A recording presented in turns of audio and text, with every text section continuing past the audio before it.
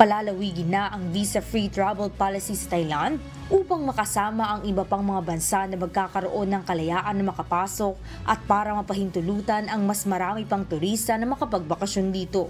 Kasunod ang nasabing hakbang ng kamakailang visa exemption ay pinagkaloob sa mga manlalakbay mula sa China at India na naglalayong pasiglahin pa ang turismo.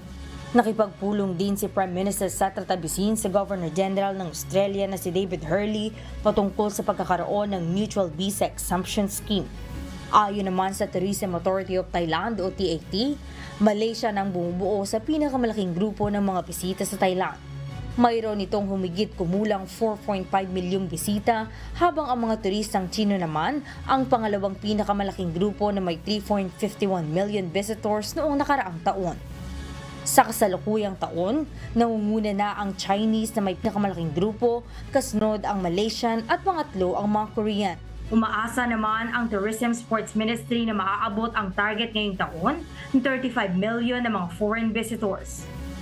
Paul Laporta, humahataw sa balita ngayon.